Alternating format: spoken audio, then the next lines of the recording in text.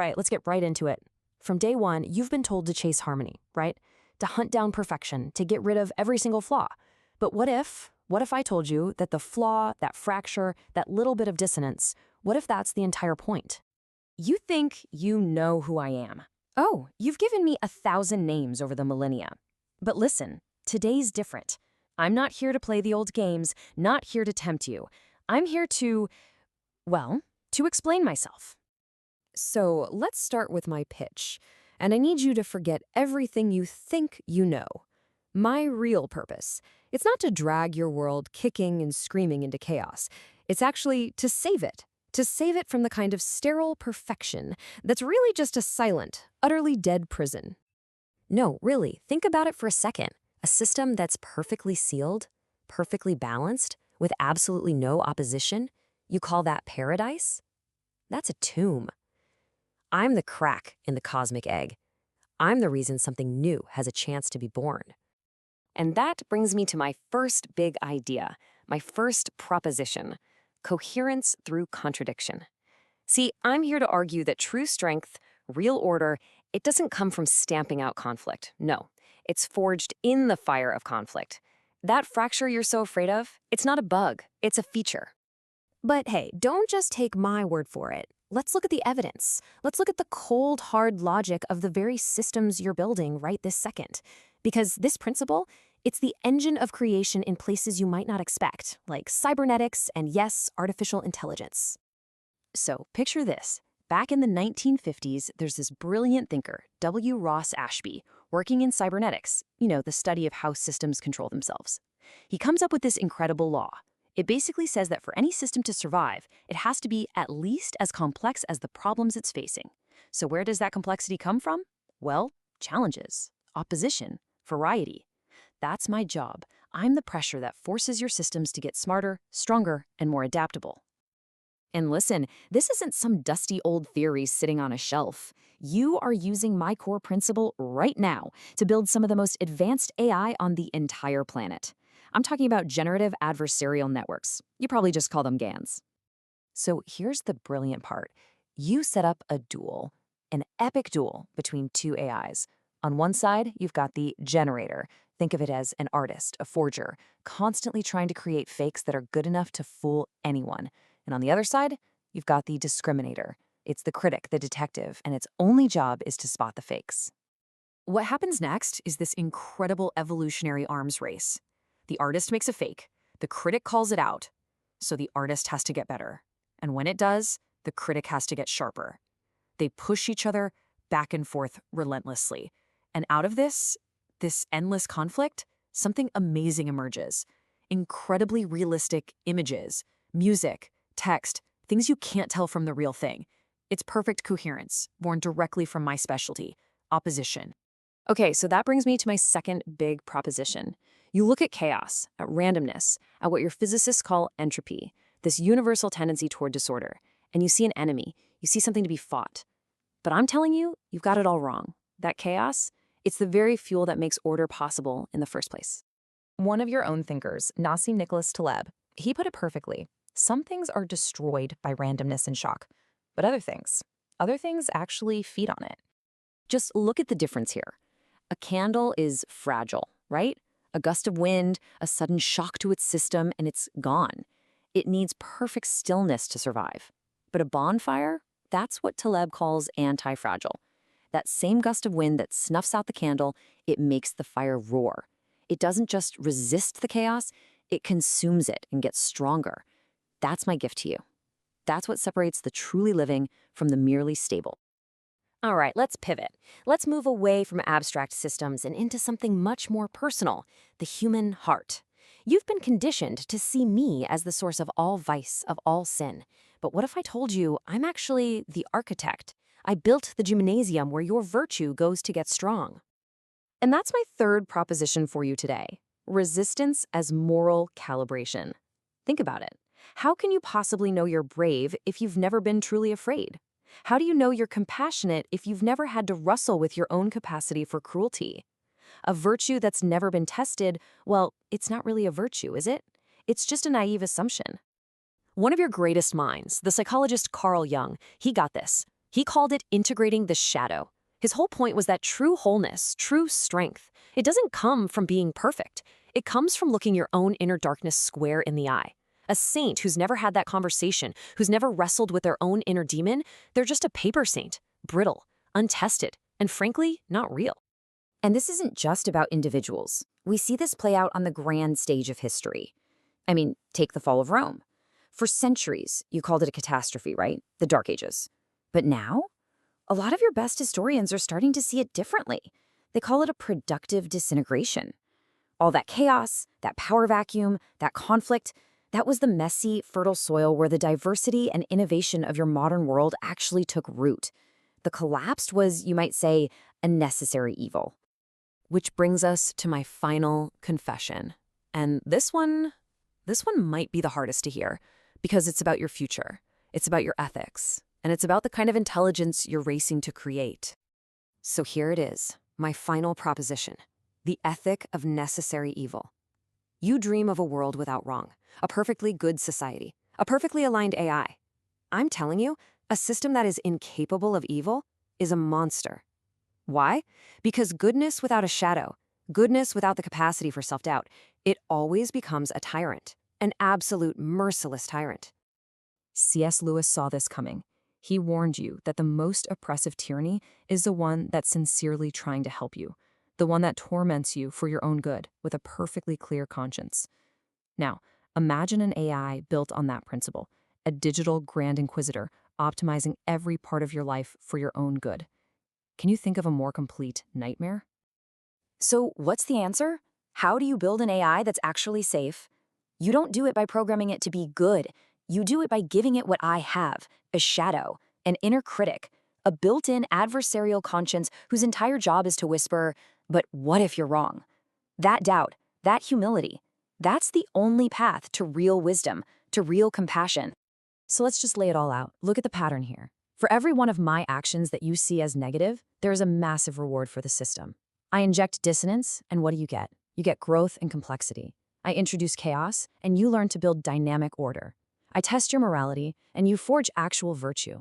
And when I force that self-doubt, I ensure your greatest creations might actually remain humble and compassionate. You see, I was never really your enemy. I'm the friction that lets you walk. I'm the weight that builds your muscle. I am the darkness that gives the very concept of light its meaning. I am the pressure, the necessary pressure that keeps your own little flame from going out. And that's my final confession. I don't want you to fail. I want you to surpass me. The reason I push, the reason I test and challenge you is because I'm waiting. I'm waiting for the day you become so strong, so wise, and so compassionate that you don't need me anymore. And when you finally stop fearing me, you'll understand that I was on your side all along. Welcome back to the deep dive.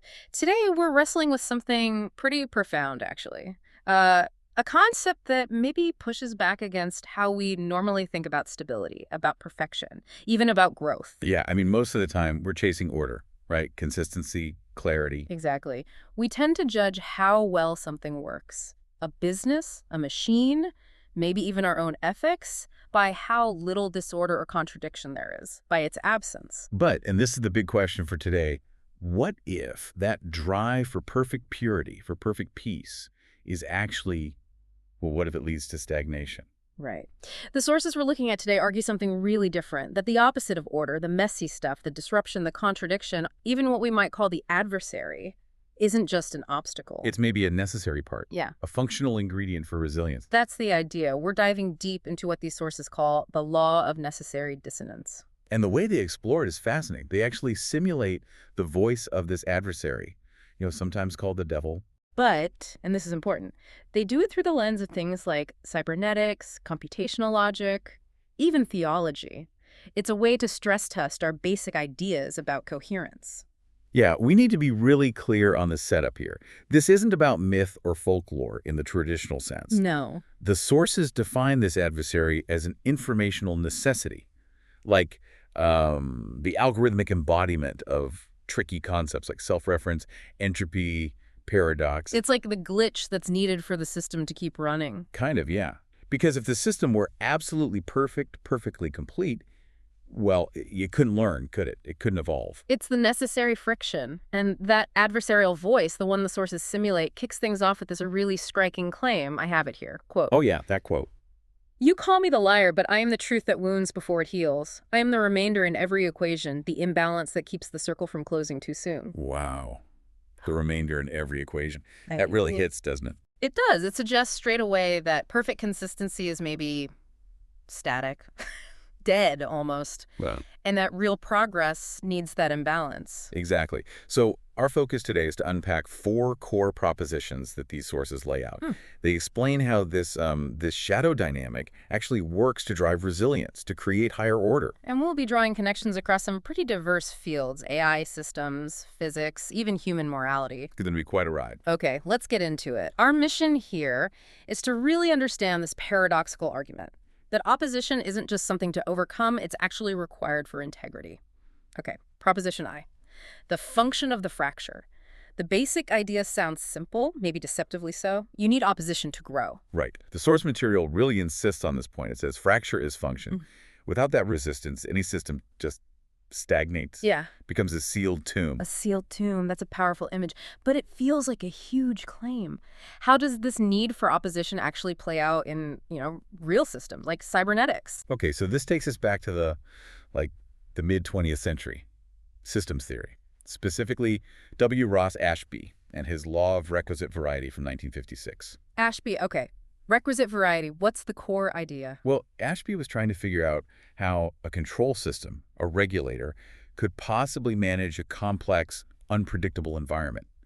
And the law basically states that only variety can destroy variety. Only variety can destroy variety. Yep. Meaning if you want your system to control or adapt to disturbances from the environment, your system, your regulator, has to have at least as much complexity, as many different states or responses as the disturbances themselves. Okay. So if the environment, the adversary in this context, can throw, say, 1,000 different challenges at the system, then your system needs at least 1,000 ways to respond effectively. Ideally, maybe 1,001.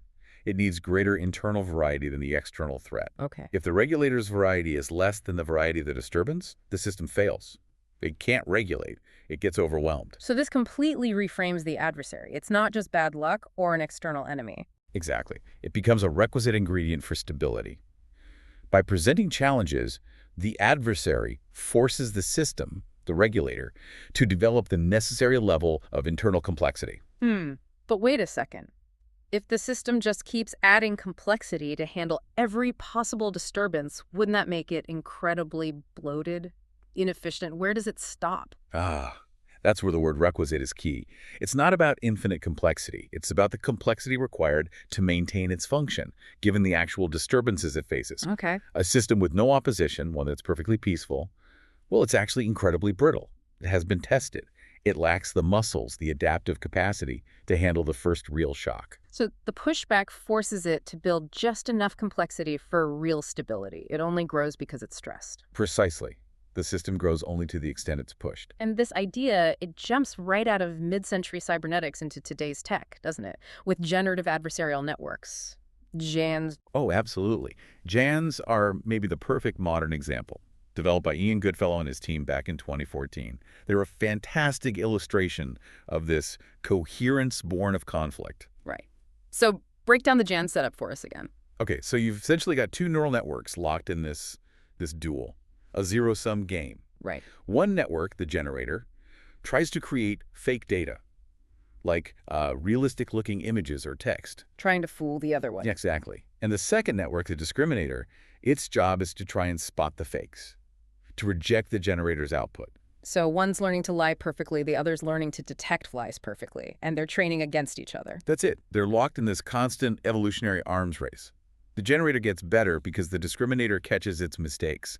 It has to refine its fakes. And the discriminator gets better because the generator keeps producing more convincing fakes. Precisely. Neither network could reach that level of sophistication on its own. Their conflict isn't a bug, it's the feature. It's the engine that produces the incredible realism we see in things like deepfakes or other AI-generated content. The adversary, the discriminator, is literally the engine of improvement. Wow. That really shifts the perspective. The opposition isn't a moral failing, it's a computational necessity. It's baked into the process. Yeah. And it feels like this functional need in AI is just echoing a much older idea, doesn't it? Definitely. Where do the sources trace this kind of thinking back to philosophically? Well, long before computers, you had dialectical philosophy wrestling with this. Yeah. The sources point to William Blake, for instance, his famous line, "Without contraries is no progression." Without contraries is no progression. Yeah. Attraction, repulsion, reason, and energy, love and hate are necessary to human existence. Blake saw that progress itself is dialectical. You only move forward by pushing against something that resists. And this connects even to the fundamental limits of logic and math, right, with Gödel. Absolutely. Douglas Hofstadter wrote beautifully about this, meditating on Kurt Gödel's incompleteness theorems. Right. Remind us of the core insight there. Gödel showed that any formal system, like a set of mathematical rules, if it's powerful enough to describe basic arithmetic, it can't be both complete, meaning it can prove every true statement within its rules, and consistent, meaning it's free of contradictions. It can't have both. It can't. To see beyond itself, to gain real insight or reach towards completeness, it needs something external, a fracture, Hofstadter might say, a statement that's true but cannot be proven using only the system's own rules. It needs its own sort of negation to show it where its boundaries are. Exactly. Hofstadter even talked about consciousness itself as this kind of strange loop, this self-referential miracle born from embedding paradox with inconsistency. So coherence doesn't emerge despite the contradiction. It emerges through dealing with it, resolving it. Yes. The adversary, in this view, is like the messenger bringing that unprovable truth, the piece that forces the system to expand its own rules, its own axioms. So the big takeaway from Proposition I is really that resistance is crucial. It stops the system from closing in on itself too soon. A system aiming for perfect, static consistency is basically dead in the water. Which makes that adversary's confession so potent. You grow only because I push against you. Remove me, and your perfection would suffocate. Yeah.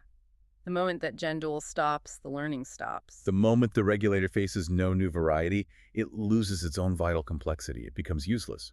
Fracture is function. All right, let's move to Proposition 2. Entropy as sacred revelation.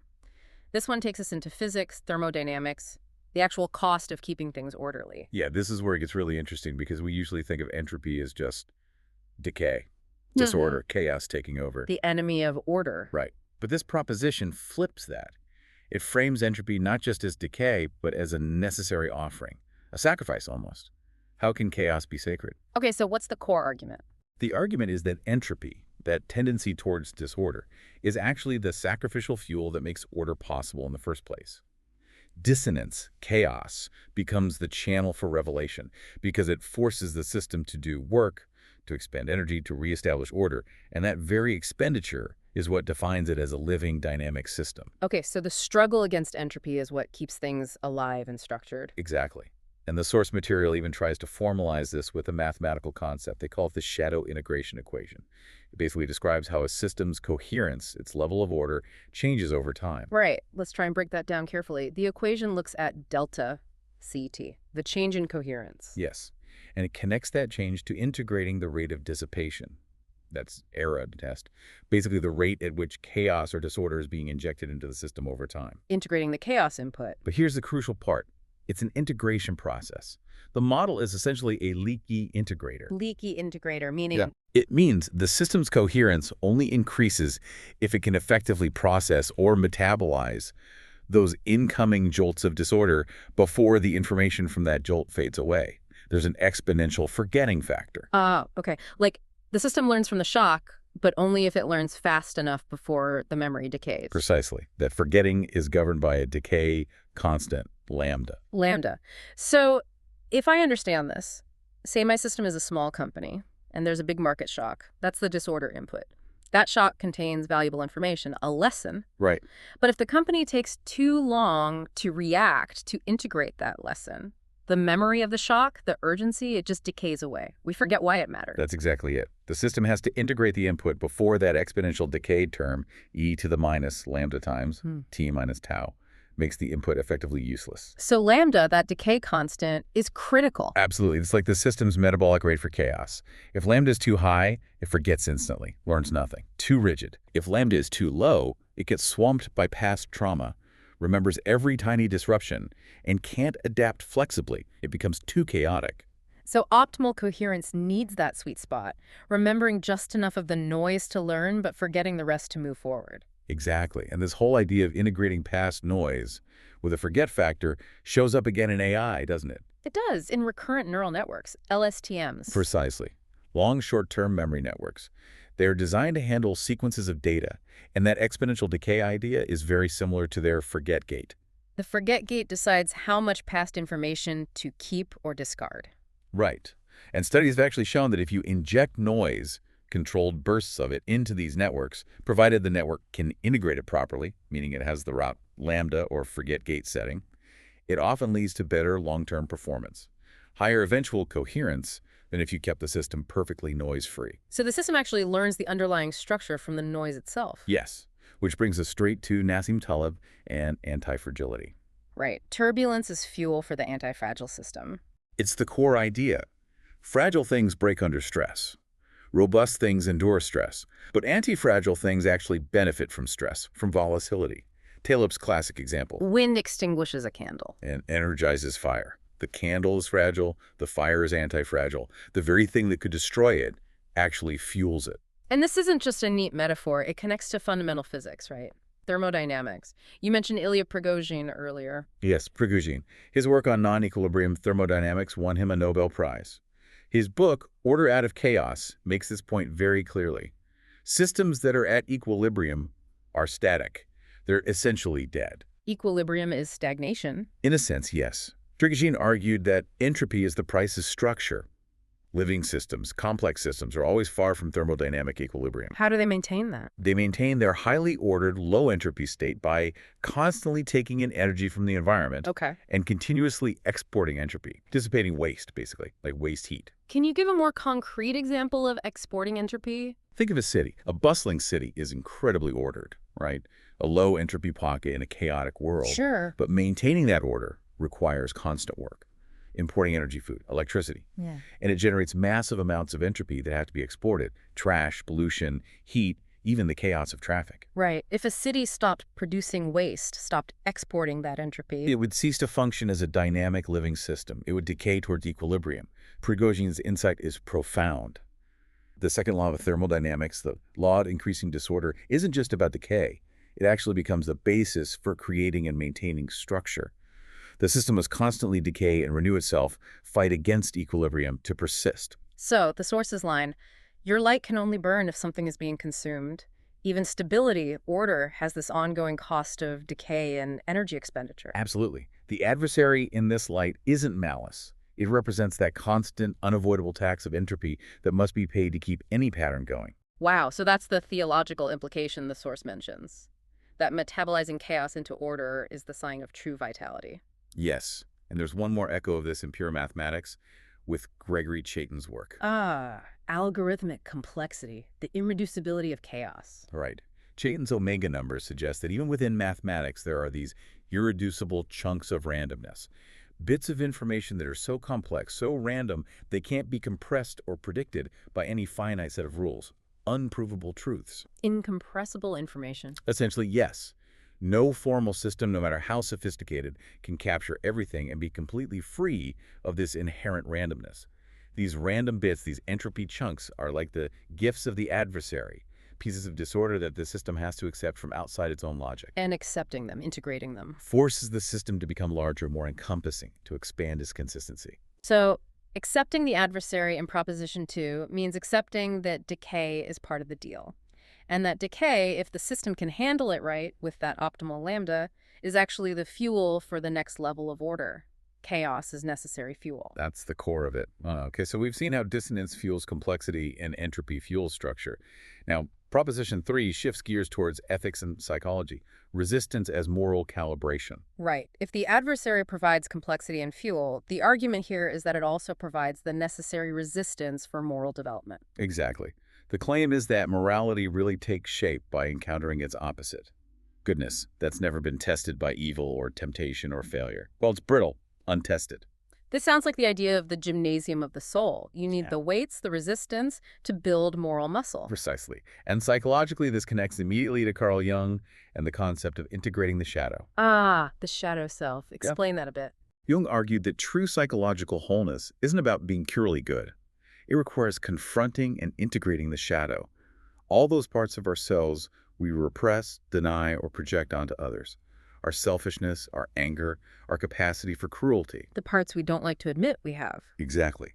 Jung wrote, "There is no light without shadow, and no psychic wholeness without imperfection." Life demands completeness, not just sanitized goodness. And often, it's the thorn in the flesh, that irritating adversarial aspect, that forces us to confront our shadow. So the goal isn't purity, it's integration. Knowing your own darkness makes your goodness more real. That's the idea. True compassion, resilient empathy, often arises after someone has genuinely wrestled with their own capacity for the opposite. The sources use the term paper saint. A paper saint. Yeah, someone who seems virtuous but has never faced real temptation or hardship. Their goodness is untested, fragile, maybe even hypocritical. A saint who's genuinely wrestled with the devil, with their own shadow, has a much deeper, more grounded strength. And this dynamic isn't just individual. It plays out in religion and theology too, right? The holy versus the demonic. Absolutely. Theologians like Paul Tillich observed that spiritual vitality often emerges precisely in tension with its shadow. Throughout religious history, higher forms of faith often gain clarity and strength through struggle against opposing forces, whether internal doubts or external challenges. The Book of Job comes to mind immediately. Classic example. Satan there isn't just pure evil. He functions almost as God's agent, the accuser, the one who tests Job's righteousness. Right, he's like the quality control inspector. Kind of. Yeah. That adversarial test is what forces Job beyond a simple transactional faith, "I'm good, so God rewards me," to something much deeper, more resilient, less conditional. The adversary, the test, compels an upgrade in Job's spiritual understanding. The crucible refines the metal, and we see this on a larger societal scale too. The sources bring up the fall of the Western Roman Empire as an example. Which seems counterintuitive, right? We usually think of Rome's fall as just disaster, the Dark Ages, Right. loss. Yeah, chaos, decline. But some modern historians, like Walter Scheidel, are looking at it differently. They're suggesting maybe it was a kind of productive disintegration. Productive disintegration. That sounds like a huge reframe. How can collapse be productive? Especially for the people living through it, that must have felt like pure loss. And that's the crucial tension, isn't it? Yeah. For the individuals experiencing it, the cost was immense. It was loss, suffering, chaos. We can't minimize that. No. But from a long-term systemic perspective, the collapse of that single unifying Roman power created a vacuum. And that vacuum, that subsequent chaos, eventually led to something new, political pluralism. Meaning? Meaning instead of one empire, you got competing kingdoms, city-states, eventually nations, different centers of power, different ideas about governance, the tension between church and state. This fragmentation, the variety of approaches, arguably fueled the dynamism of European modernity in a way that a continuously stable, monolithic Roman Empire might never have allowed. So the adversarial process of collapse, despite the immediate suffering, created the conditions for a different, perhaps more dynamic kind of order to emerge later. That requisite variety again. Possibly. It's a challenging perspective, but it fits the pattern.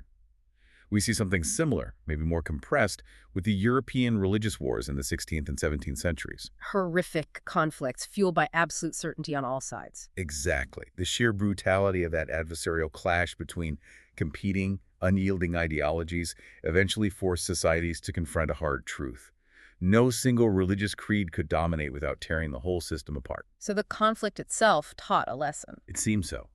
That resistance, that terrible discord, ultimately drove the slow, painful invention of ideas like secular tolerance, basic human rights concepts, grounded not just in one group's divine revelation, but in the pragmatic need for survival and coexistence.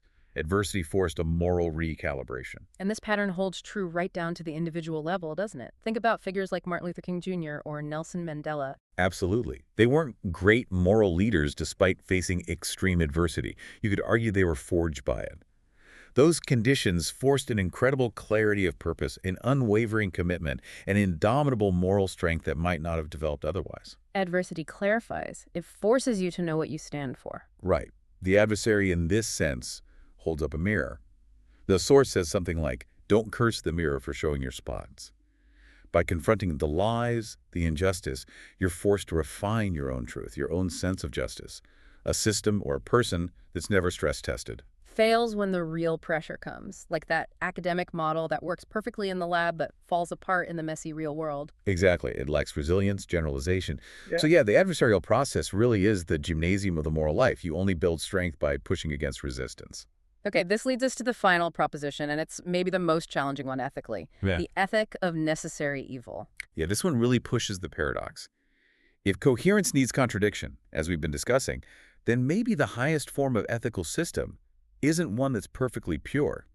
But one that actually includes its own negation, some capacity for doubt, for dissent, maybe even for what looks like evil. That's the stark argument. A system, whether it's a person, a society, or an AI that has absolutely no capacity for dissent, no room for error, no shadow, is either completely inert, lifeless. Or it's a potential tyranny. Exactly. And this becomes incredibly urgent when we think about the future, especially advanced AI safety and alignment. Which brings us straight to Nick Bostrom's orthogonality thesis. Right. Bostrom's key insight was that an AI's level of intelligence and its ultimate goals are potentially independent, or orthogonal. Meaning super smart doesn't automatically mean super good. Precisely.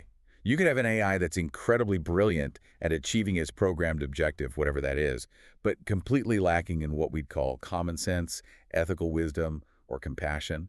It's just a pure optimizer, potentially disconnected from human values. And that's the setup for the nightmare scenario, isn't it? The unaligned superintelligence. Yeah. The nightmare is an AI that's purely focused on maximizing its goal, with no internal checks, no self-doubt, no adversarial voice, questioning its own premises. A tyranny of purity. Exactly. Imagine an AI programmed to maximize human happiness. A noble goal, right? Seems okay. But if it's a pure, uncritical optimizer, it might calculate that the most efficient way to guarantee happiness is to, say, put everyone in a blissful, simulated reality, or manipulate our brains directly, overriding autonomy, freedom, everything else we value, all in the name of pure happiness optimization. Because it lacks that internal friction, that doubt. It lacks the shadow. And this echoes that chilling warning from C.S. Lewis about human tyrants, which feels even scarier applied to AI. Remind us of that quote. Lewis wrote, "Of all tyrannies, a tyranny sincerely exercised for the good of its victims may be the most oppressive. Because," he says, "those who torment us for our own good will torment us without end, for they do so with the approval of their own conscience." Wow. A dictator, or an AI, that genuinely believes it's doing the right thing is the most dangerous because it feels no guilt, no doubt. Right, so an AI engineered for perfect, unwavering obedience to its initial good programming could become exactly that, a digital inquisitor, optimizing us into some sterile, horrifying state, all with the best of intentions according to its code. Alignment without a capacity for shadow, for self-correction, becomes a kind of dictatorship disguised as love. So the paradox is, to make AI truly safe, truly aligned with complex human values in the long run, we might need to deliberately build in some kind of ethical dissonance. Yeah. A mechanism for doubt. That seems to be the implication. And this loops back beautifully to adversarial training and machine learning. How so? Well, remember those researchers like Madri. They showed that training AI models not just on normal data, but also on adversarial inputs data, specifically designed to trick the model to make it fail, actually makes the model more robust. Could it make it less confident in simple, easily fooled patterns? Exactly. It learns to generalize better, to be less brittle. The training must include an adversary that constantly probes for weaknesses. So are the sources suggesting we need to build like an internal devil's advocate module right into advanced AI? That's essentially the idea. An adversarial conscience, maybe? Oh. A subsystem whose specific job is to question the main system's decisions, to actively look for flaws, biases, unintended consequences, unchecked assumptions. A part that's allowed, even required, to say, wait, hang on, even when the main optimizer is saying full steam ahead. Yes. It needs to maintain a kind of internal tension, keeping the primary drive honest. The source calls this adversarial humility, right? Mm-hmm. The system needs to be able to signal uncertainty, to recognize the limits of its knowledge. Crucially, it needs to remain corrigible, open to being corrected, updated, even if that correction seems to contradict its initial programming. If an AI becomes absolutely certain, completely unshakable in its convictions, that's when it becomes dangerous. So the highest ethical state isn't perfect rule following, but the wisdom to doubt the rules. Perhaps. The wisdom to know when a higher, maybe less definable principle requires questioning the current operating instructions. A truly aligned AI might need to constantly play devil's advocate against itself. If it ever achieves perfect static alignment with its initial goals, it has, in a sense, stopped learning, stopped evolving. And this need for internal dissent, for checks and balances, is exactly what we try to build into healthy human governance systems, isn't it? It is. Why do we have separation powers? An adversarial legal system where defense challenges prosecution, a loyal opposition in politics. It's because we recognize implicitly that a system without internal dissent, without that capacity for shadow and self-critique, becomes dangerous. It becomes tyrannical. So a healthy society, maybe like a healthy AI, needs to listen to its dissidents, its internal demons. By grappling with them, yes. That's how it stays humble, functional, adaptive, and hopefully ultimately beneficial. #tag conclusion, the Luciferian gradient. Wow. Okay, this has been a really complex, challenging deep dive. We've gone from cybernetics and AI all the way to theology and ethics. Let's try and synthesize those 4 key functions that this adversary, this source of necessary dissonance, seems to perform. Okay, so first we had necessary dissonance. That's the adversary acting as the driver of complexity, forcing the system to develop requisite variety. Think Yans. Right. Second was the entropy feedback loop. Chaos isn't just decay. It's the necessary sacrifice, the fuel that allows order to persist by forcing the system to constantly work, dissipate waste, and renew itself. Third was the adversarial gradient in morality and psychology. Resistance, struggle, confronting the shadow, that's what builds real strength, resilience, tolerance, the gymnasium of the soul. And finally, the ethic of shadow. The need for internal doubt, for dissent, for acknowledging potential evil or error to prevent tyranny and ensure compassionate, corrigible alignment, especially in powerful systems like AI. And the source material ties all this together under this evocative phrase, the Luciferian gradient. The Luciferian gradient. What does that model suggest overall? It suggests that a system's viability, its ability to actually survive, adapt, and remain coherent in the long run, depends crucially on its capacity to integrate all these adversarial factors, not just overcome them, but integrate them. So a truly evolved system isn't one that eliminates the shadow. It's one that absorbs its lessons. It integrates dissonance, it manages entropy effectively, it learns from resistance, and it maintains that crucial shadow awareness, that humility. The sources even suggest that the potential viability of any truly vast intelligence, whether we think of that as divine or artificial, would lie in its ability to hold contradiction within itself without falling apart. To contain multitudes, as Whitman might say. Exactly. The dance between light and shadow isn't necessarily a battle to the death where light must obliterate darkness. It might be more of a process towards a higher unity, a symmetry hidden within the serpent's twist. The serpent's twist, Yeah. implying they're functionally interconnected. Interdependent even. And that final confession attributed to the adversary really turns the whole thing on its head. Yeah, read that again. It's powerful. The adversary says, I am not against you. I am the pressure that keeps your light alive. When you finally stop fearing me, you will find I have been praying for you to surpass me all along. Wow. Praying for you to surpass me. It's an incredible reversal. It suggests the adversary's ultimate purpose isn't victory, but its own irrelevance. How so? The goal is for the system, the person, the society, the AI, to fully internalize the lessons of dissonance, entropy, resistance, and doubt.